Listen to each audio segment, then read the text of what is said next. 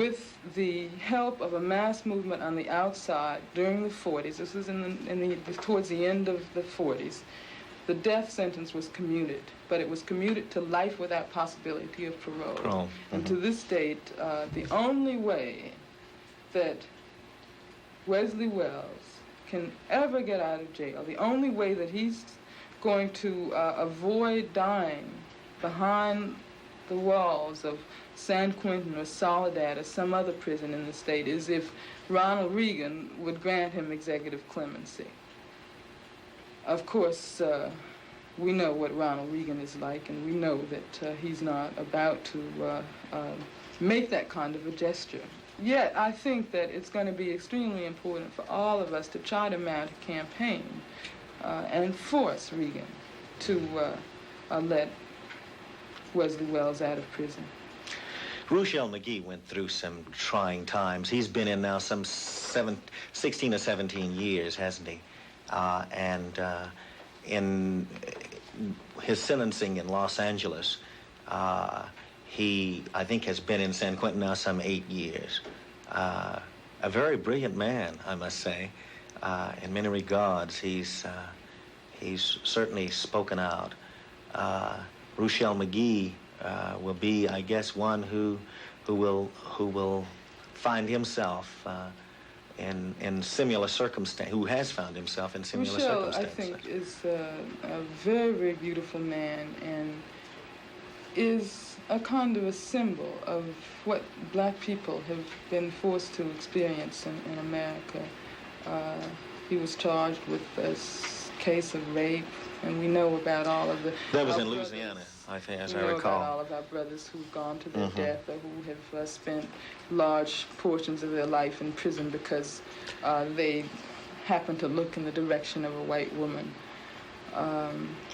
Ruchell is another very shining example, like George and like Wesley Wells, and like I could go on to infinity, of sisters and brothers in prison who achieve the most remarkable heights of consciousness and commit themselves to struggling for the liberation of their people.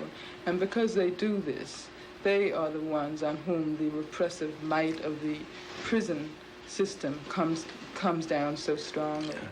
Angela, I asked you to bring some letters that you had received. I know you've just received thousands, but I did ask you to bring several letters.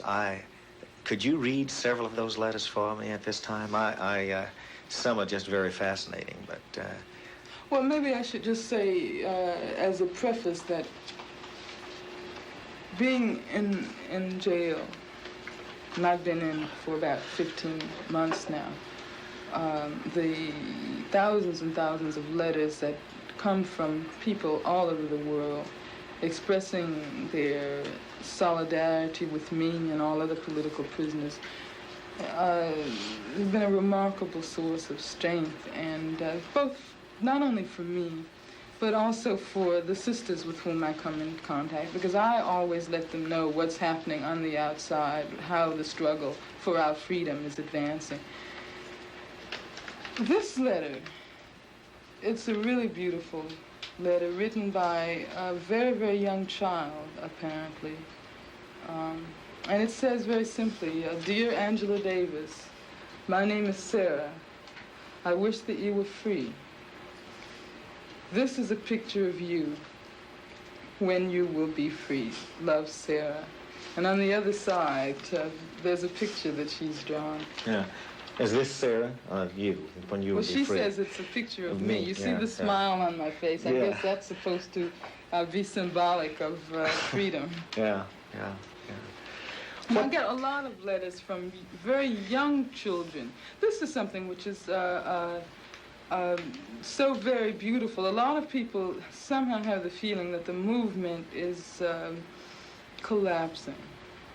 But I think that what is happening is that the ideas that a few people have been expressing for a long time are penetrating to the masses of people. And you have sisters and brothers who are, say, 5, 6 years old, who know of what has to be done. There's another letter that I brought along from a 10-year-old black brother, and it's a really moving letter. He says, "Dear Miss Davis, my mother gave me $5 for Christmas and told me to give it away to someone else that I felt needed it. I'm sending it to you because I read about what happened to you. I do not think you are guilty, and I hope that you can get out of prison. I'm only 10 years old, and I'm black, but from what I've heard and read, I think some people are trying to ruin your life. All those accidents, like the killing of George Jackson, were on purpose. Try to hang on. We'll have our fingers crossed." Yours truly, and he gives its name. It's a really beautiful, moving letter. And that's only one out of many that I've received from children that age. It makes very concrete something that Jose Marti, the apostle of the Cuban Revolution, said. He said, "Los niños son la esperanza del mundo," children are the hope of the world. And I think this is true, that we do have a revolution moving along, and it can be seen in our children and our youth. This really has quite an impact with you then, doesn't it? Really means a lot to you.